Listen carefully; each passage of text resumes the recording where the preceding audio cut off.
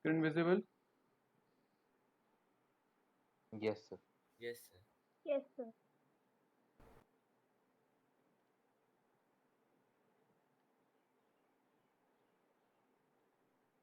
बाकी बच्चों की आवाज नहीं आई? Yes, sir.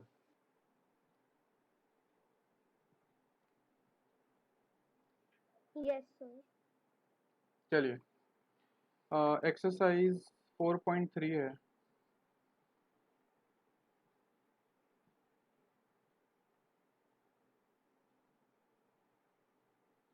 इसके क्वेश्चन नंबर सबसे पहले 4 से शुरू करते हैं। लिखा है the sum of the reciprocals of Rahman's as 3 years ago and 5 years from now. मान लेते हैं रहमान की एज आज x ईयर्स है, तो आज से 5 साल बाद उसकी एज कितनी होगी?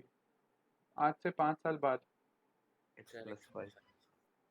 उसकी एज में 5 साल जुड़ जाएंगे आज से 5 साल बाद। Yes, sir. Yes, sir.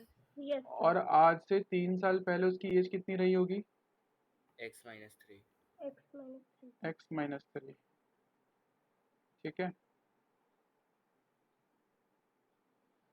3 साल पहले की एज x माइनस 3 है, 5 साल बाद की एज x प्लस 5 है, और ये x क्या है? आज की एज है, प्रेजेंट एज। कह रहे हैं कि इन दोनों का जो रेसिप्रोकल होगा, x माइनस 3 का रेसिप्रोकल क्या होगा? 1 अपॉन एक्स माइनस 3, और x प्लस 5 का रेसिप्रोकल होगा 1 अपॉन एक्स प्लस 5। तो कह रहे हैं इन दोनों के रेसिप्रोकल का जो सम है, जो एडिशन है, वो कितने के बराबर जा रहा है? 1/3 के बराबर जा रहा है। तो पता लगाइए रहमान की प्रेजेंट एज कितनी, यानी कि x की वैल्यू तुम्हें फाइंड आउट करनी है। तो क्या करोगे यहाँ पर? तुम लोग क्रॉस मल्टीप्लाई करोगे और इन दोनों को मल्टीप्लाई करोगे एलसीएम लेने के लिए। Yes, sir. तो Yes, बस sir. मैं इसको यहीं पे छोड़ रहा हूँ, तुम लोगों के भरोसे। तुम लोग सॉल्व करके दे देना मुझको, या फिर नहीं बने तो बता देना।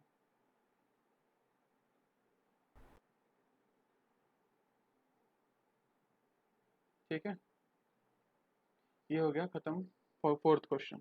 Okay, sir. अब आ जाओ फिफ्थ क्वेश्चन पर। इसका स्क्रीनशॉट ले लो तुम लोग।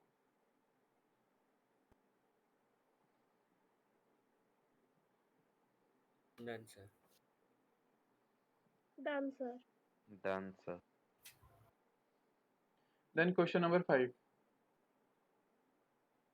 क्वेश्चन नंबर 5 है in a class test the sum of Shefali's marks in mathematics and English is 30। तो शेफाली के मैथ्स और इंग्लिश के नंबर मिलाकर कितने आ रहे हैं? 30। ठीक है, तो ये मान लेते हैं, चलिए स्टार्टिंग में ये मान लेते हैं कि मैथ में सपोज उसके नंबर आए हैं x, मैथ में उसका स्कोर आया है x। ठीक है, तो उसका इंग्लिश में कितना आया होगा? Sir, 30 minus x. बिल्कुल 30 माइनस एक्स, क्योंकि टोटल तो 30 जा रहा था। अब मैथ में x है, सपोज मैथ्स में उसके 16 नंबर आए मैथ्स में, तो इंग्लिश में कितने आए? 14 नंबर। टोटल को Yes. मिलाकर 30 जाना चाहिए ना। Had she got 2 marks more in mathematics, अगर उसके मैथ में 2 नंबर ज़्यादा आए होते, and 3 marks less in English, तो जितने भी आए हैं उसमें से अगर 3 मार्क्स लेस हो जाते, यानी कि 30 minus x minus 3 that is 27 minus x. अगर ऐसा Yes. हुआ होता, the product of their marks, अब जो मेरे पास मार्क्स आ रहे हैं उनका जो प्रोडक्ट है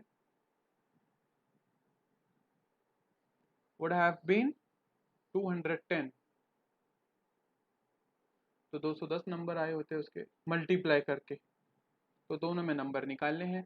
जब तुम्हारा x सपोज आ जाए, सपोज तुम्हारा x आता है कुछ 12 आता है x, तो इसका मतलब ये हुआ कि मैथ में उसके 12 नंबर आए हैं, और इंग्लिश में उसके कितने आ जाएंगे फिर साथ में? 18. 18 18. नंबर।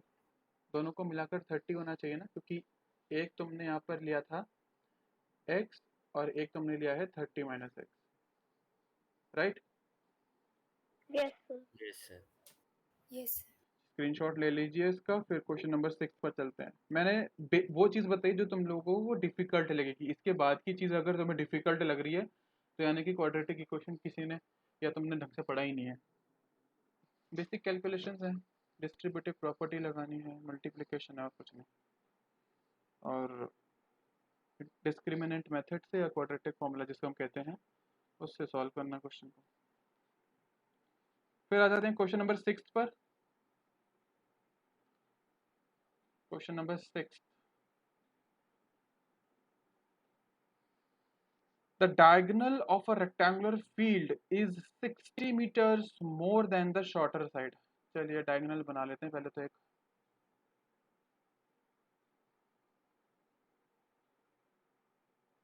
डायगोनल बनाने के लिए अपने को एक रेक्टेंगल चाहिए।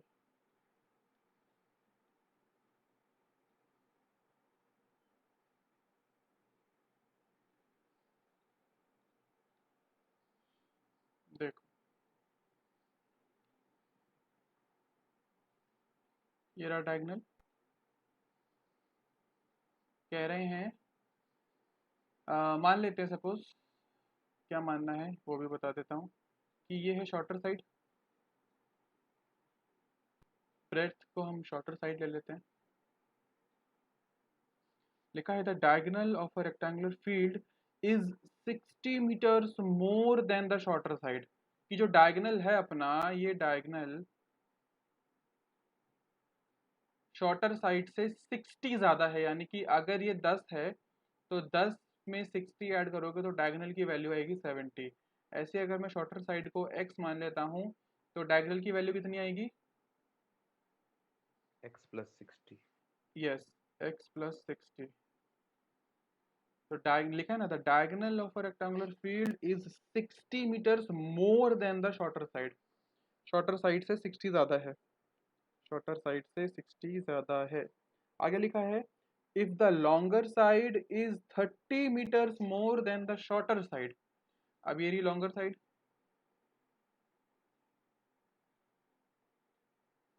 अगर लॉन्गर साइड शॉर्टर साइड से कितनी ज़्यादा है, अब यहाँ पर 30 मीटर ज़्यादा है, तो लॉन्गर साइड कितनी हो जाएगी?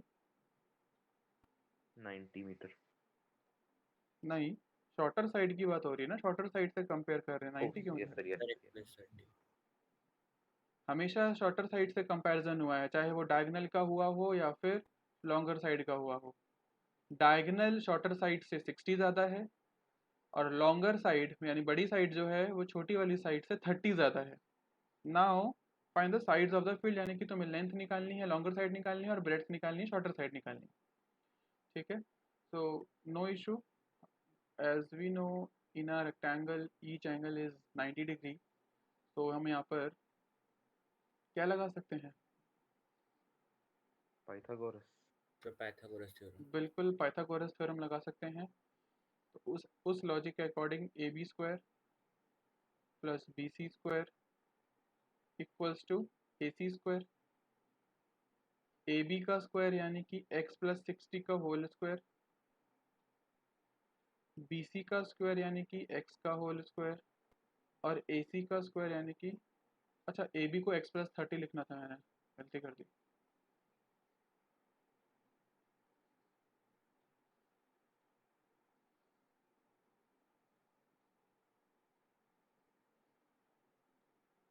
ए सी है x प्लस 60 का होल स्क्वायर। तो ए प्लस बी का होल स्क्वायर आइडेंटिटी लगा लेना, उससे सॉल्व हो जाएगा। x की वैल्यू आ जाएगी। x की वैल्यू आएगी तो तुम यहाँ से शॉर्टर साइड भी निकाल सकते हो और लॉन्गर साइड भी निकाल सकते हो। ठीक है जी। Yes, sir. Yes sir.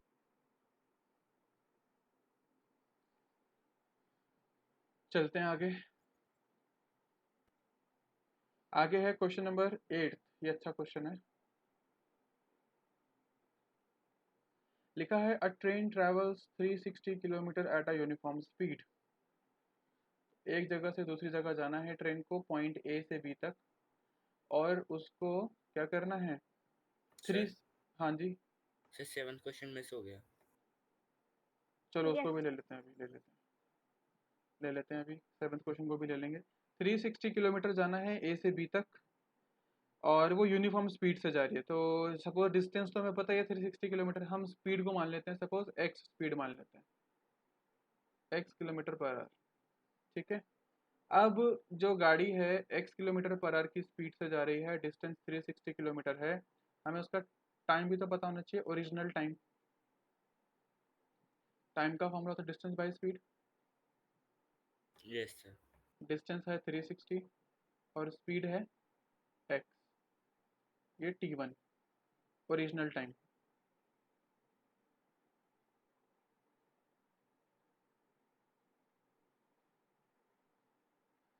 फिर उसके बाद कह रहे हैं कि if the speed had been 5 kilometre per hour more, अगर अब इसकी स्पीड x ना होके x प्लस 5 हो जाए, यानी कि अगर पहले सपोज 100 की स्पीड से जा रही थी, पर अब 100 की स्पीड से नहीं जाना, अब उसको 105 की स्पीड से जाना है, 5 किलोमीटर पर आवर हमने इंक्रीज कर दिया, तो अब उसको टोटल जर्नी जो है ऑब्वियसली उसको टाइम कम लगेगा पहुंचने में,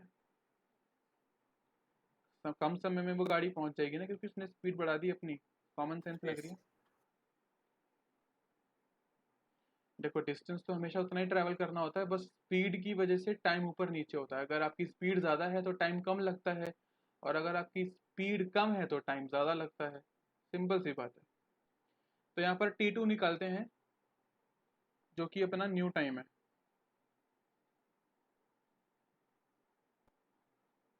T2 कितना होगा, देखो डिस्टेंस अपॉन स्पीड लगेगा, डिस्टेंस अभी भी 360 है और स्पीड कितनी होगी गाड़ी की, रेलगाड़ी की, x plus 5। x plus 5। Now अब मुझे ये बताओ, ओरिजिनल टाइम ज़्यादा होगा या न्यू टाइम ज़्यादा होगा? T1 और T2 में से बड़ा ओरिजिनल कौन है? Sir original time. Original time ज़्यादा क्यों है? सर क्योंकि यहाँ पे स्पीड कम है। क्योंकि वहाँ स्पीड कम है, बिल्कुल। न्यू टाइम में स्पीड बढ़ गई उसकी, न्यू टाइम में उसकी स्पीड यस बढ़ सर। चुकी है। पहले x थी, अब x प्लस 5 हो चुकी है, तो न्यू टाइम में उसकी स्पीड बढ़ चुकी है, इसलिए T2 में टाइम कम लगेगा और T1 में टाइम ज़्यादा लगेगा। और कितने टाइम का डिफरेंस आ रहा है? 1 घंटे का डिफरेंस आ रहा है। दैट मीन्स T1 और T2 में 1 घंटे का अंतर आ रहा है। ठीक है, देखो ये क्वेश्चन हम ये क्वेश्चन जो मैंने बनाया है वो टाइम के रेफरेंस से बनाया है, टाइम के पर्सपेक्टिव से बनाया है, क्योंकि क्वेश्चन में जो मुझे डिफरेंस दिया है ना, कि if the speed had been 5 kilometre per hour more, it would have taken 1 hour less for the same journey. It would have taken 1 hour less for the same journey. तो इसका मतलब क्या हुआ कि मुझे दोनों कंडीशंस जब मैं ये वाली भी ले रहा हूँ और ये वाली भी ले रहा हूँ, मुझे दोनों कंडीशंस को ध्यान में रखते हुए टाइम का डिफरेंस दिया गया है। और अगर टाइम का डिफरेंस ये लोग दे रहे हैं, तो मेरी जो इक्वेशन बनेगी वो भी टाइम के रेफरेंस से या टाइम के इर्द गिर्द ही बनेगी। इसलिए मैंने ओरिजिनल टाइम भी निकाला और न्यू टाइम भी निकाला। और एक और बात बता दूं, 95% क्वेश्चंस जो हैं, 95% क्वेश्चंस टाइम से सॉल्व हो जाते हैं। ठीक है, स्पीड डिस्टेंस टाइम के क्वेश्चंस में 95% क्वेश्चंस कह रहा हूँ मैं, टाइम से सॉल्व हो जाते हैं, टाइम के रिस्पेक्ट में। तो T1 जा रहा है 360/x, T2 जा रहा है 360/x प्लस 5 इक्वल्स टू 1। यहाँ पर तुम क्या कर सकते हो, 360 को कॉमन ले लो, अंदर बचेगा 1/x minus 1/x plus 5 equals to 1। 360 को नीचे भेजोगे, वो डिनोमिनेटर में आ जाएगा, और फिर क्रॉस मल्टीप्लाई करके तुम लोग स्पीड फाइंड आउट कर लोगे। ठीक है, मेरी ज़रूरत यहीं तक होनी चाहिए किसी भी बच्चे की, इसके आगे मेरी ज़रूरत पड़नी नहीं चाहिए। समझ में आया? समझ में आया? Yes Yes. Sir. Yes, sir. समझ में आना ज़रूरी है, और सिर्फ क्वेश्चन ही समझ में नहीं आना चाहिए, क्वेश्चन का तरीका भी समझ में आना चाहिए, अदरवाइज वो क्वेश्चन सिर्फ अभी तक ही सीमित रह जाएगा जो समझा है तुमने। चलिए जी, आ जाते हैं क्वेश्चन नंबर 7 में, जो छूट गया था पहले, वो उसको कवर कर लेते हैं।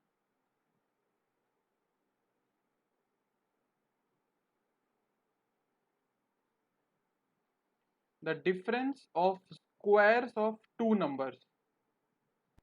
The difference of squares of two numbers. देखो इस अगर ये लाइन समझ ना आए तो इसके आगे जाने की भी ज़रूरत नहीं।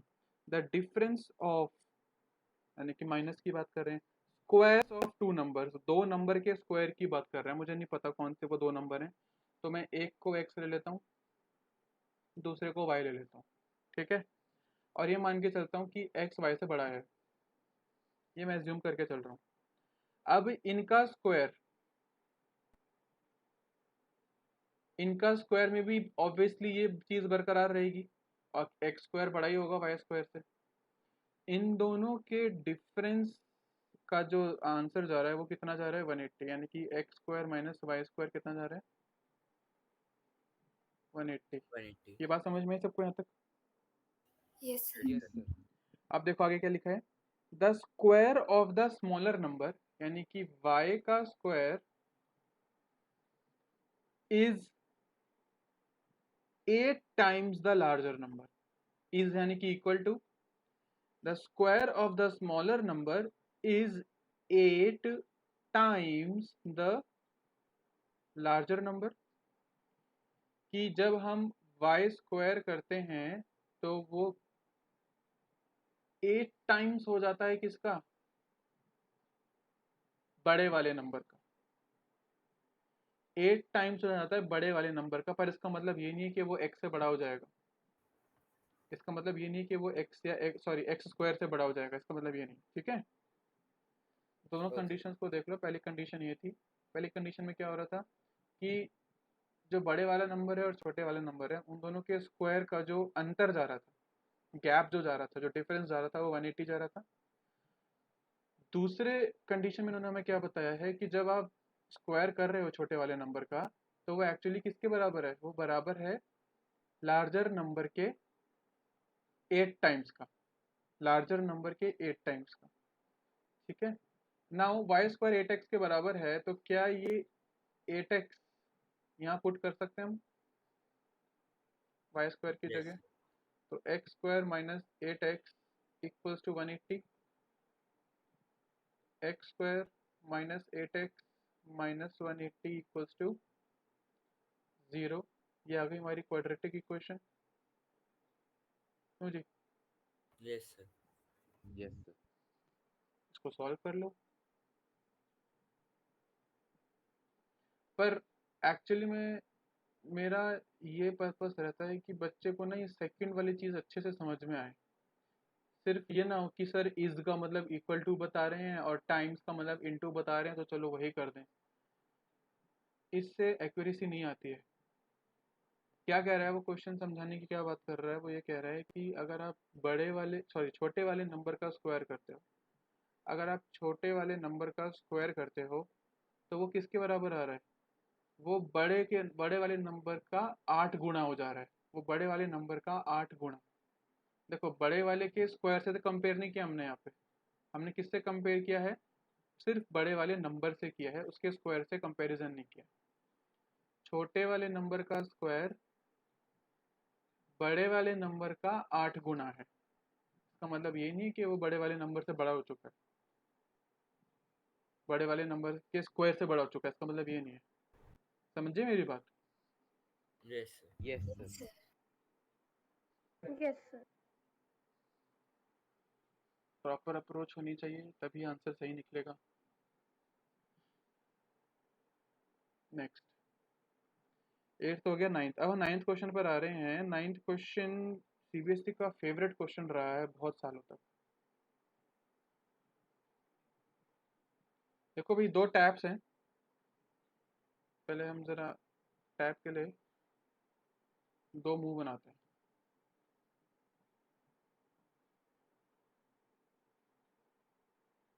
अच्छा एक बात बताओ, इन दोनों टैप का मुंह मैंने सामने रखा है, एक टैप है ए और दूसरा है बी। कौन सा वाला टैप जल्दी जो है कंटेनर को अकेले फिल कर देगा? Sir, B. बी। क्यों? Sir, B. क्योंकि उसमें जो रेट ऑफ वाटर है वो ज़्यादा होगा। क्योंकि बी का मुंह बड़ा है, वहां से ज्यादा पानी जाएगा। Yes. Yes. अगर दोनों में स्पीड बराबर आ रही है, अब बी में अगर स्पीड कम आ रही है, ए में स्पीड ज़्यादा आ रही है, तो ए तो ऑब्वियसली जल्दी भर देगा कंटेनर को।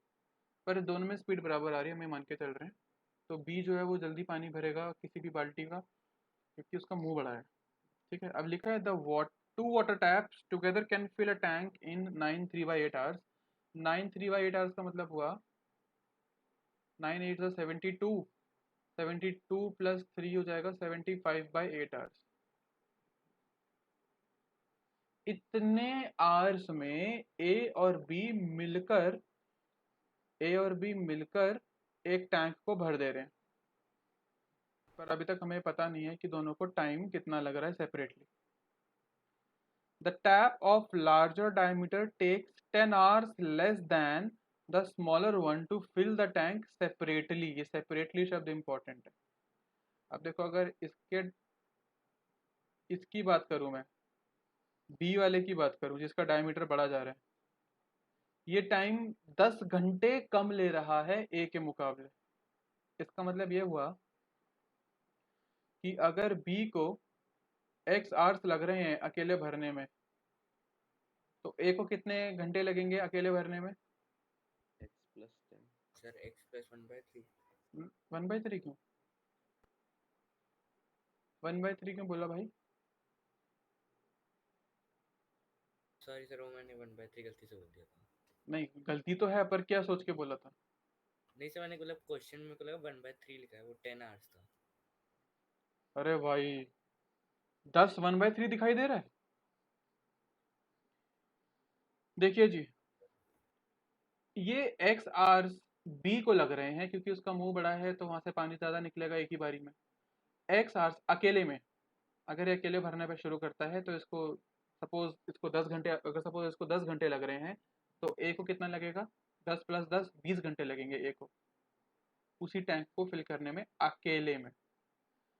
ठीक है, अब आगे लिखा है find the time in which each tap can separately fill the tank.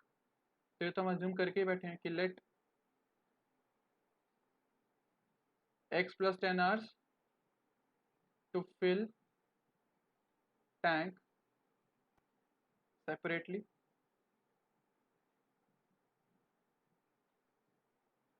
और इसको x आवर्स लग रहे हैं टू फिल टैंक सेपरेटली। ठीक है, हमें यही निकालना है, x + 10 की वैल्यू निकालनी है और x निकालना है। क्या अप्रोच होनी चाहिए? हमें बस इतना पता है कि दोनों जब काम कर रहे हैं तो मिलकर 75/8 आवर्स में काम खत्म कर रहे हैं, पर जब ये अकेले काम कर रहा है तो इसको x घंटे लग रहे हैं, और जब ये अकेले काम कर रहा है इसको x + 10 आवर्स लग रहे हैं। तो देखिए, ये क्वेश्चन थोड़ा सा ट्रिकी है। ये देखो तुम, अब यहाँ पे क्या करते हैं, अगर x आवर्स में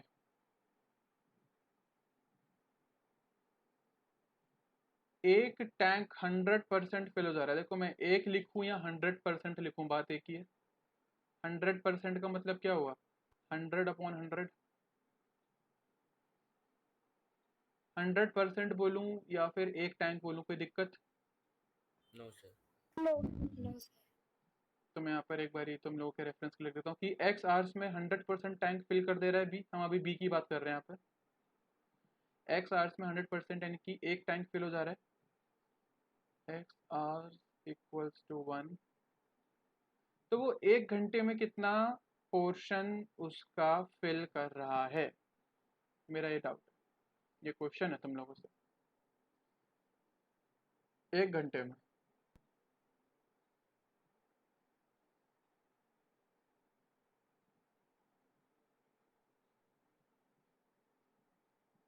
अरे इतना ज़्यादा टाइम कौन 10वीं क्लास का बच्चा इतना ज़्यादा टाइम ले रहा है सोचने में? अगर x आवर्स में वो एक टैंक कंप्लीट कर दे रहा है, फिल कर दे रहा है, तो एक घंटे में उसका कितना पोर्शन कवर कर रहा होगा? Sir, 1/8. 1/8। बहुत बढ़िया, very good. 1/x। 1/x part cover कर रहा होगा उसका, है ना? यस। Yes, sir. ऐसी अगर मैं a की बात करूं, a को x + 10 आवर्स लगे अकेले में एक टैंक कंप्लीट करने के लिए, तो वो एक घंटे में कितना पोर्शन फिल करेगा? 1/x + 10 Yes, sir. Part cover करेगा उसका। और ये दोनों की दोनों जब 75/8 आवर्स ले रहे हैं,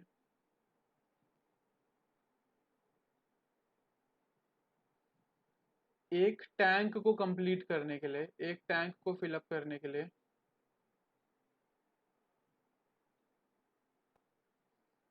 तो ये 1 घंटे में कितना काम कर रहे होंगे?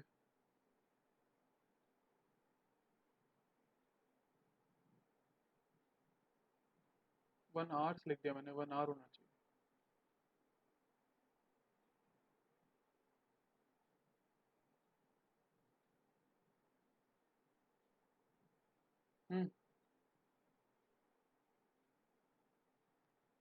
अगर 75/8 आवर्स में ये एक पूरा टैंक कंप्लीट कर रहे हैं तो 1 घंटे में कितना करेंगे? 1 डिवाइडेड बाई 75/8 कर दोगे ना, हमेशा हम डिवाइड ही तो कर रहे हैं। 1 को x से डिवाइड किया, 1 को x+10 से डिवाइड किया, तो यहाँ 1 को 75/8 से डिवाइड नहीं करोगे? Yes sir. तो 1 घंटे में 1 इंटू 8/75, यानी कि 1 घंटे में 8/75 काम पूरा हो जा रहा है अपना। देखो ये चीज़ नोट करने वाली है कि 1 घंटे में अगर हम मान लें कि उस टैंक का मैंने 75 हिस्से करे हैं, उस टैंक के अगर मैंने 75 हिस्से करे हैं, तो 75 हिस्सों में से 8 हिस्से भर जाते हैं 1 घंटे के अंदर। कब? जब ए और बी दोनों पानी भर रहे हैं। बात समझ में आई? Yes sir. Yes, sir. अब ये बात नोट करने वाली है कि यहाँ पर भी बी का इनपुट लिया है 1 घंटे का, यहाँ पर हमने ए का इनपुट लिया है 1 घंटे का, और यहाँ पे दोनों का इनपुट लिया है 1 घंटे का। क्योंकि देखो अगर मैं उन दोनों नलों को, उन दोनों टैप्स को 1 घंटे के लिए ऑन करता हूँ, तो ये जो अपना x है, सॉरी ये जो b है, वो इतना ही पार्ट कवर करेगा 1/x, और जो a है वो भी इतना ही पार्ट कवर करेगा 1/x+10। ठीक है, मेरे कहने का मतलब ये है कि जब आप दोनों को ऑन कर रहे हो तो 1 घंटे में a जो है 1/x+10 पार्ट कवर करेगा, b जो है 1/x पार्ट कवर करेगा, और दोनों मिलकर 8/75 पार्ट कवर करेंगे। बात समझे? Yes sir. तो क्वेश्चन जो था हमारे पास वो टाइम के रिस्पेक्ट में दिया गया था, पर क्योंकि मुझे ये नहीं पता कि इसको और इसको ए और बी को 75/8 आवर्स में से उन्होंने कितना काम किया, इसलिए मैंने 1 घंटे का बी का कंट्रीब्यूशन देखा, 1 घंटे का ए का कंट्रीब्यूशन देखा, और 1 घंटे का जब दोनों काम कर रहे हैं तो उतना देखो 1 घंटे के लिए दोनों टैप्स को ऑन करोगे तो वो उतना ही काम करेंगे जितना वो अकेले में भी करेंगे। सिंपल सी बात है। उन दोनों टैब्स को तुम 1 घंटे के लिए ऑन करोगे तो वो उतना ही काम करेंगे जितना वो अकेले वैसे भी कर रहे होंगे, राइट? यस। तो ये तुम्हारा यहाँ से क्वाड्रेटिक इक्वेशन बन जाएगा जब तुम मल्टीप्लाई करने बैठोगे, एलसीएम लोगे क्रॉस मल्टीप्लाई करके।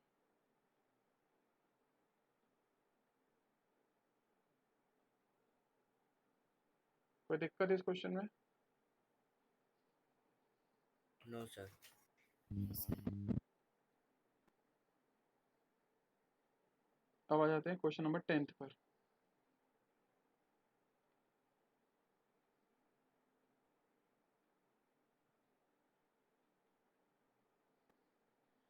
An express train takes 1 hour less than a passenger train to travel 132 kilometre between Mysore and Bangalore. ठीक है जी, तो मैसूर से बेंगलोर तक जाना है,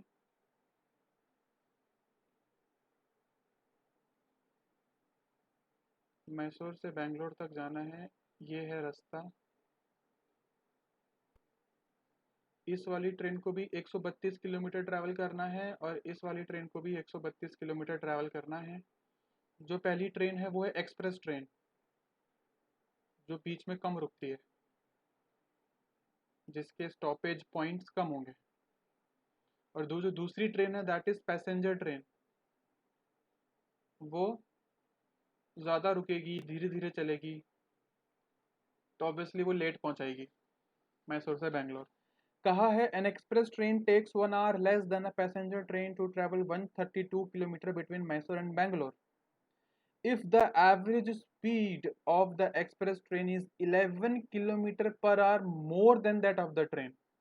अब देखो स्पीड के बारे में कुछ बात हुई नहीं थी, तो मैं मान लेता हूँ पैसेंजर ट्रेन को x किलोमीटर पर आवर लग रहा है, और इन्होंने क्या बोला है कि जो एक्सप्रेस ट्रेन है उसकी स्पीड 11 किलोमीटर पर आवर ज़्यादा है पैसेंजर ट्रेन से। यानी कि अगर पैसेंजर की स्पीड x जा रही है तो एक्सप्रेस की हो जाएगी x+11। बहुत बढ़िया, x+11 kilometre per our.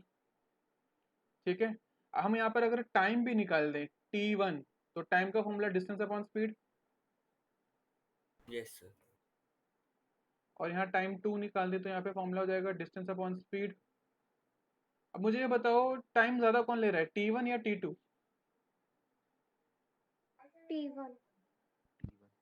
t1 time ज़्यादा क्यों ले रहा है, वो तो एक्सप्रेस ट्रेन है, वो टाइम थोड़ी ज़्यादा लेगी। जहाँ स्पीड कम है, सर जहाँ स्पीड कम है वहाँ टाइम ज़्यादा लगेगा। जहाँ स्पीड कम है, पैसेंजर ट्रेन में स्पीड कम है, तो वहाँ टाइम ज़्यादा लगेगा। तो इसका मतलब ये हुआ कि दोनों के बीच में जो डिफरेंस जाएगा t2 माइनस t1 का जो डिफरेंस जाएगा वो 1 घंटे का जाएगा, पहली लाइन में लिखा हुआ है। और t2 है 132/x, क्वेश्चन की पहली लाइन में लिखा है ना, an express train takes 1 hour less. Express train को 1 घंटा कम लग रहा है, और t1 है x+11 equals to 1।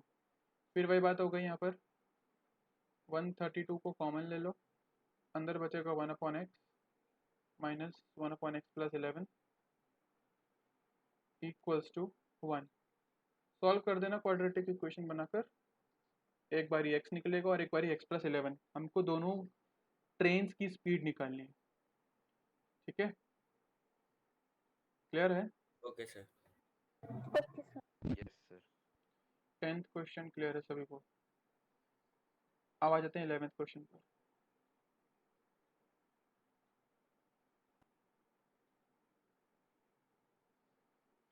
Some of the areas of 2 squares. अब ये वो वाला स्क्वायर नहीं है कि 2 का स्क्वायर, 3 का स्क्वायर, 4 का स्क्वायर। यहाँ पर हमारे पास 2 स्क्वायर हैं ऑलरेडी।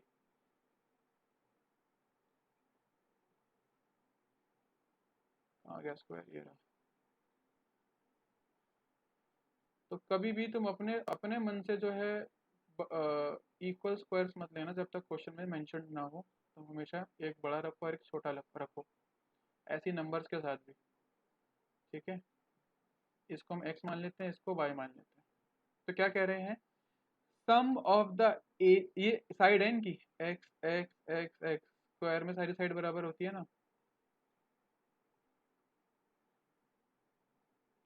तो इस वाले का एरिया कितना जाएगा, इसका एरिया कितना जाएगा, x2। x square, side square होता है एरिया स्क्वायर का, है ना। और इसका एरिया हो जाएगा y स्क्वायर। अब बोल रहे हैं इन दोनों का जो सम है वो कितना जा रहा है, 468। ठीक है, और आगे लिखा if the difference of their perimeter. Perimeter कितना होता है स्क्वायर का एरिया, स्क्वायर का पेरीमीटर का फॉर्मूला क्या होता है, 4x। 4 into side. Yes sir. तो इसका हो जाएगा 4x, इसका हो जाएगा 4x पेरीमीटर, और इसका हो जाएगा 4y। ऑब्वियसली 4x बड़ा है, तो बड़े में से छोटा माइनस करेंगे, लिखा है ना डिफरेंस। तो बड़े वाले स्क्वायर का पेरीमीटर माइनस छोटे वाले स्क्वायर का पेरीमीटर कितने के बराबर जा रहे हैं, 24 के। 4 कॉमन ले लो, x minus y equals to 24। 4 24 cancel, तो 4 6 24। x माइनस वाई की वैल्यू आ गई 6।